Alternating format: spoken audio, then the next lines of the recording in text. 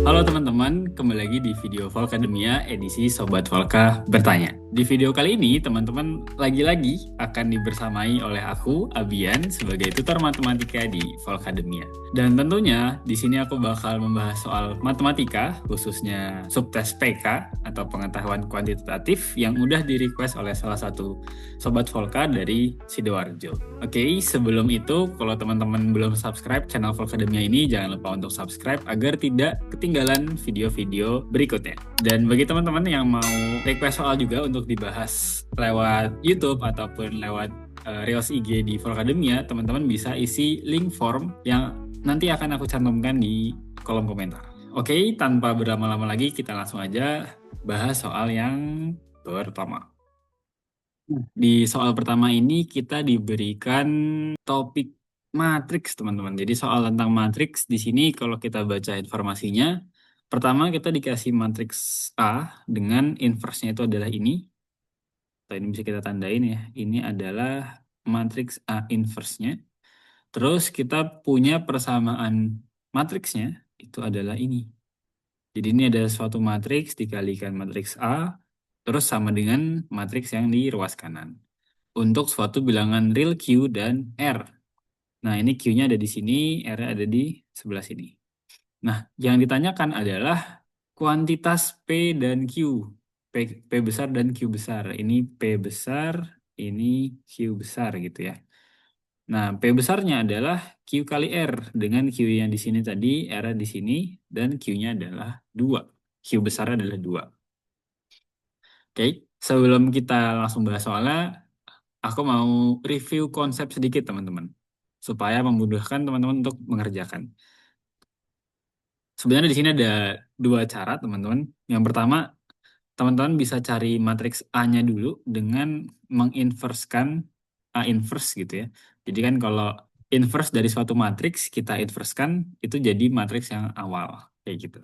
Nah, cara yang kedua itu adalah yang akan aku pakai di sini. Tapi sebelum itu kita review konsep. Review. Nah, di sini misal aku punya ada 3 matriks gitu ya. Ada matriks X, Y, sama Z. Nah, terus aku punya X-nya sama Y-nya itu punya inverse. Jadi, aku punya matriks X dan Y-nya itu punya inverse. Alias aku tulis gini aja. X inverse dan Y inverse-nya ada. Nah, nanti kalau aku punya persamaan matriks kayak gini, X dikali Y sama dengan Z gitu ya. Ini kita bakal dapat dua informasi lainnya, teman-teman. Yang pertama, itu kita bakal dapat matriks Y-nya. Caranya gimana? Di sini kita punya X inverse-nya ada. Jadi aku kalikan kedua ruas dengan X inverse tapi ada di sebelah kiri. Jadi aku naruhnya di sebelah kirinya gitu ya. Jadi seperti ini nulisnya. X inverse dikali X dikali Y sama dengan X inverse dikali Z. Jadi nggak di sebelah kanan atau nggak di tengah, tapi di sebelah kiri semuanya gitu. Nah, dari konsep matriks, kalau inverse dikalikan matriks aslinya, itu akan menghasilkan matriks I atau identitas. Identitas itu yang 1001 atau yang kalau 3 kali 3 berarti satunya ada 3 gitu ya. Nah, itu matriks identitas. Nah, di sini berarti aku punya yang kiri jadi I dikali matriks Y, terus yang kanan jadi matriks X inverse dikali matriks Z. Nah, dengan konsep matriks juga, I dikali Y itu akan menghasilkan matriks Y. Jadi, sembarang matriks gitu ya dikalikan sama matriks identitas akan jadi sembarang matriks tersebut. Nah, ini informasi yang pertama yang bisa kita peroleh. Kemudian, yang kedua. Kalau tadi aku kalikan X inverse di sebelah kiri, sekarang dengan cara yang mirip gitu ya, aku kalikan Y inverse tapi di sebelah kanan. Jadi di sini kita punya X dikali Y dikali Y inverse. Ini sama dengan Z dikali Y inverse.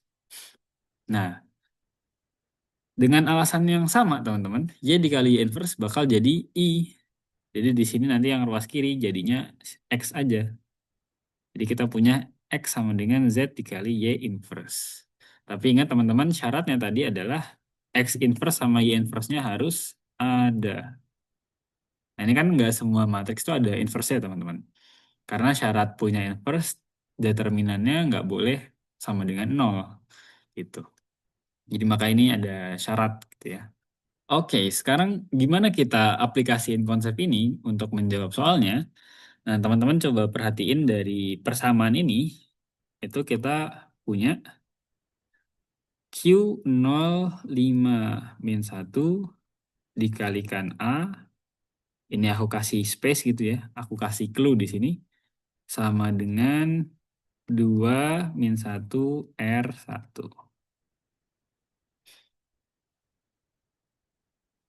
Nah, di sini teman-teman, kalau aku mau ngilangin A-nya di sini, berarti dengan menggunakan yang kedua gitu ya, konsep tadi yang nomor 2, aku kalikan A inverse saja. Di sini kita kali A inverse, di kanan kita kali A inverse. Nah, ini kita nggak bisa naruh di tengah atau di kiri gitu, karena kan matriks nggak bersifat komutatif. Jadi penting untuk memperhatikan posisi.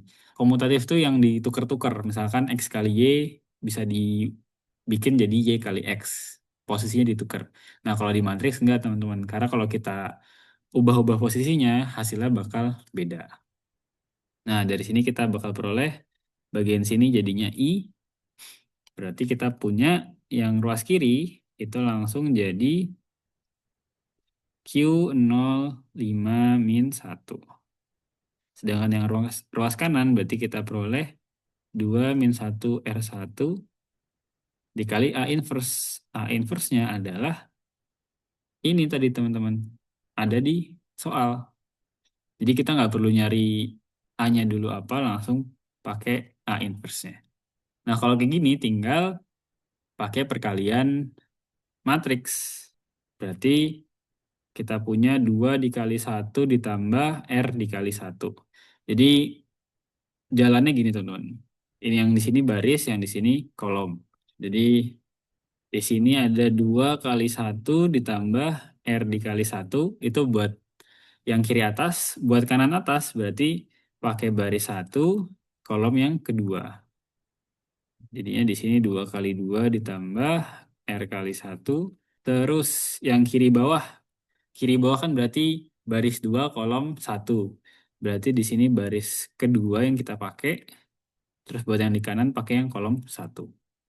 Jadi kita punya min 1 kali 1 ditambah 1 kali 1. Buat yang terakhir berarti min 1 kali 2 ditambah 1 kali 1. Nah, berarti di sini kalau kita tulis ulang, min 2 kali 1 tambah R berarti 2 plus R. Yang bawah jadinya 0. Kanan atas jadinya 4 plus R. Yang bawah jadinya min 1. Nah, di sini kan kita punya matriks yang ini sama dengan matriks yang akhir tadi. Nah, dua matriks dikatakan sama itu kalau isiannya atau entry-entry-nya itu sama. Jadi kalau kita lihat 0 bawahnya ya sama-sama 0 dan min 1. Berarti dari sini kita akan peroleh Q-nya itu akan bernilai 2 plus R dan 5 itu akan sama dengan 4 plus R. Jadi dari dua hijau ini kita akan peroleh Q sama dengan 2 plus R dan 5 sama dengan 4 plus R. Nah, dari sini berarti kita bakal peroleh nilai R-nya berapa, teman-teman? Ya, betul. R-nya adalah 5 dikurang 4. Jadi 4-nya dipindah ke kiri gitu ya. Jadinya R-nya adalah 1. Nah, karena R-nya 1, berarti kita juga bisa dapat si Q.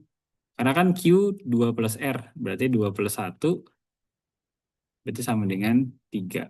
Jadi di sini kita punya Q-nya itu adalah 3, R-nya adalah 1.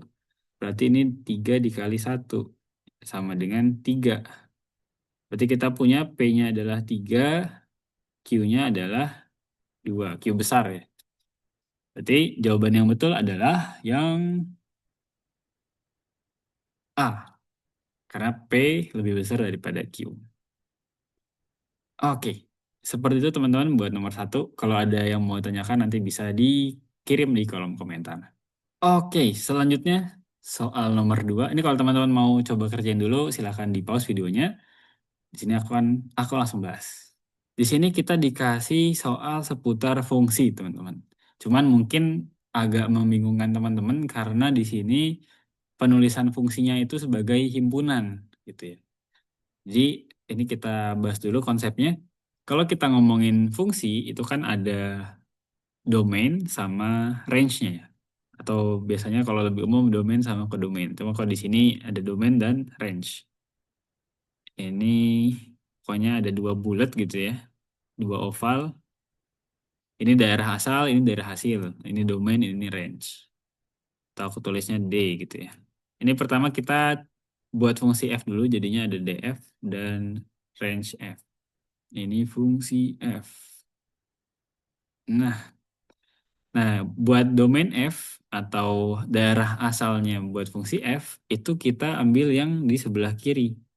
Ada 0, 1, 2, 3, dan 4. Jadi ada 0, 1, 2, 3, dan 4.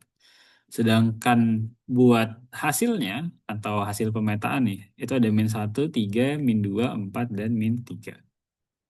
Jadi kita punya min 1, 3, min 2, 4, min 3.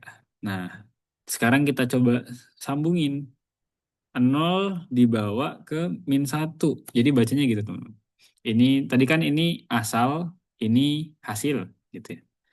Jadi 0 dibawa ke min 1, 1 dibawa ke 3, dan seterusnya.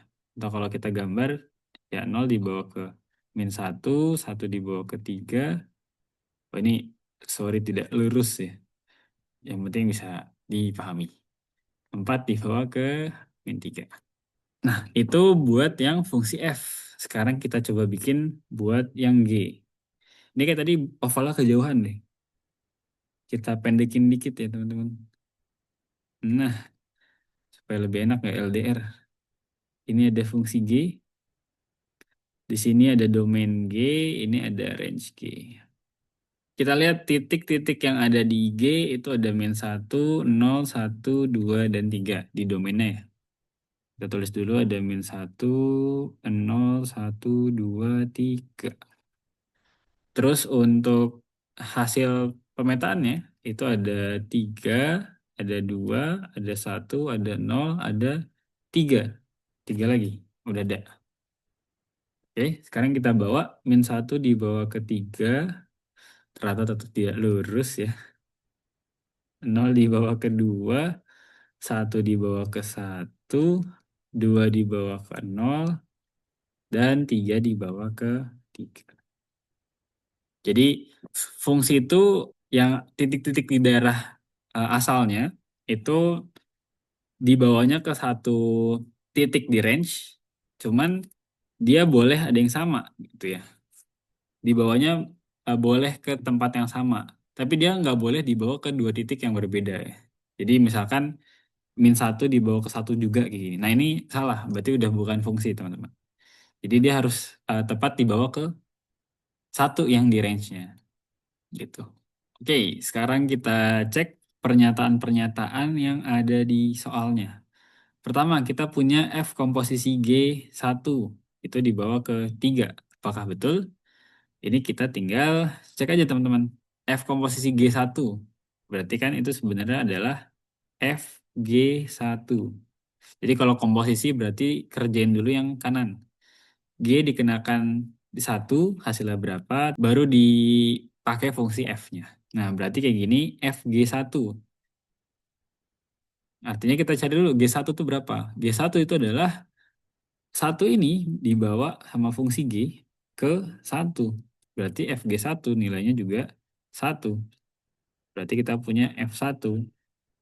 Sekarang kita lihat di fungsi F1 dibawa ke 3. Berarti F1-nya itu juga 3. Nah, sesuai sama yang di pernyataannya. Berarti pernyataan nomor 1 itu betul. Atau kalau mau ngelihat dari himpunannya ya teman-teman, yang ini. Berarti kita bisa lihat G1. 1 dibawa ke 1 kalau di G. Berarti jadinya 1. Terus F1, 1 dibawa ke 3 di F. Berarti hasilnya 3. Gitu kalau mau langsung. Tapi kalau masih agak bingung, bisa digambarin dulu eh, domain dan range-nya. Next, G komposisi F0. Berarti G F0 ini sama dengan, nah F0, 0 dibawa ke berapa sama si F.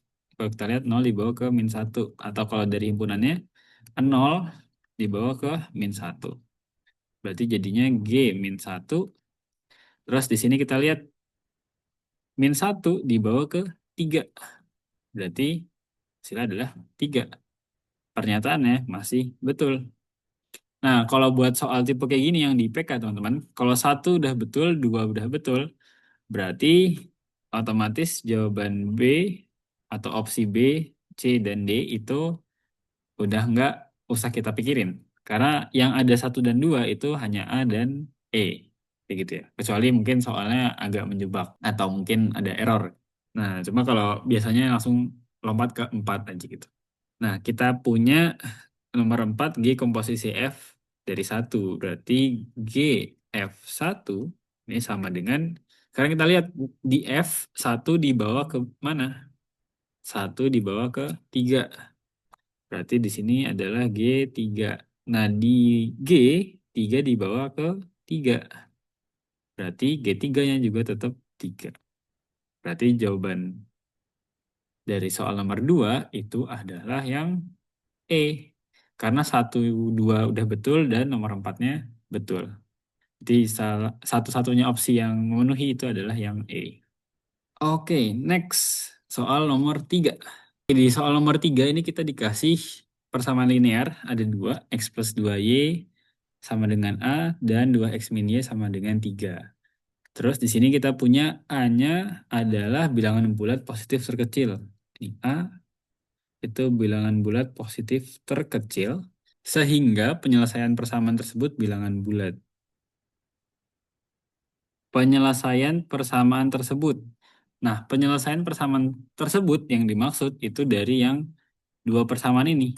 Artinya dari informasi ini kita punya X sama Y-nya itu adalah bilangan bulat.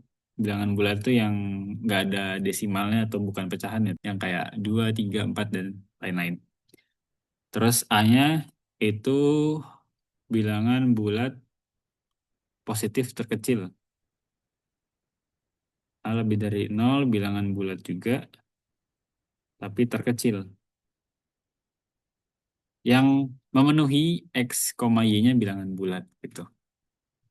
Nah, sekarang yang ditanyakan adalah nilai P dan Q lagi, dengan P-nya itu adalah A, Q-nya adalah 4. Sekarang gimana cara kita nyari A-nya? Kita coba tulis dulu aja. Pertama, kita punya persamaan linear adalah X plus 2Y sama dengan A. Dan yang kedua adalah 2X min Y sama dengan 3. Nah, kalau punya sistem persamaan dua variabel kayak gini, kita gunakan eliminasi untuk dapetin satu variabel. Tuh, kalau di sini aku mau eliminasi Y aja, jadi aku mau samain koefisien. Koefisien tuh yang ada di depan variabelnya. Jadi ini ada variabel X, koefisiennya berarti depannya itu 1. Terus buat yang ini, X koefisiennya berarti 2, yang atas 2Y berarti koefisiennya 2-nya ini. Terus buat yang Y ini koefisiennya berarti min 1. Jadi kalau nggak ada itu bukan 0 ya teman-teman, tapi 1. Karena kan sebenarnya 1 kali X. Nah, untuk itu kan di sini 2 ya. Supaya ini juga ada 2-nya yang bawah. Berarti aku kalikan 2 bagian bawah. Berarti di sini kita tulis ulang. Berarti 2X, sorry, 4X min 2Y sama dengan 3 kali 2, 6. Nah, supaya 2Y-nya hilang, berarti kita jumlahkan. X tambah 4X jadinya 5X. 2Y min 2Y kan kalau dijumlahkan jadi 0 ya. Nah, makanya tadi di sini kasih jumlahkan. Semisal di sini ada positif gitu ya, berarti kita kurangin. Oke, terus A ditambah 6. Ya, A plus 6 gitu. Nah, dari sini kita akan peroleh nilai X sama dengan 5-nya ini kita bawa ke kanan, alias kedua ruas kita bagi 5, teman-teman. Jadi A plus 6 per 5.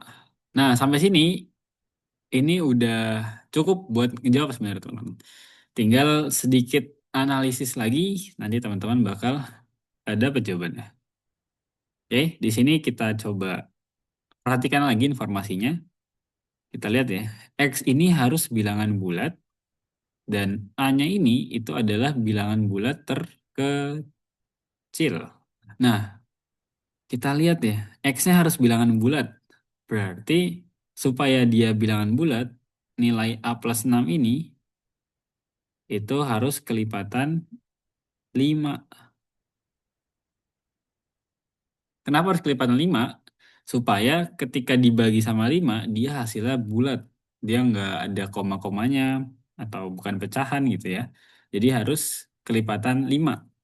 Nah, di sini karena kita punya A-nya lebih dari 0, dia bilangan bulat terkecil. Di A lebih dari 0, terus dia bilangan bulat terkecil. Nah, artinya A plus 6-nya ini kelipatan 5 dan dia lebih dari 6. Karena kan kalau dia positif, A plus 6-nya nggak mungkin berkurang gitu kan, pasti naik. Nah, berarti pertanyaannya berapa kelipatan 5 yang di atas 6, tapi terdekat gitu sama si 6 ini? Ya jawabannya adalah 10. Berarti kita punya A plus 6-nya ini harus 10. Nah, karena A plus 6-nya sama dengan 10, berarti nilai A itu adalah 4. Jadi kita punya di sini A-nya sama dengan 4. Dengan demikian, kita punya hubungan P sama Q, yaitu sama. Jadi jawabannya yang C. Jadi sebenarnya ini nggak butuh trik-trik yang gimana-gimana banget, teman-teman. Yang dibutuhkan adalah analisis dan peka terhadap informasi gitu ya. Nah, teman-teman, sekian video pembahasan kali ini. Apabila teman-teman ngerasa videonya ini bermanfaat, silahkan teman-teman like dan share ke teman-teman lainnya. Apabila teman-teman ada yang mau ditanyakan, bisa dikirim di kolom komentar. Cukup sekian dari aku, sampai jumpa di video selanjutnya. Bye-bye.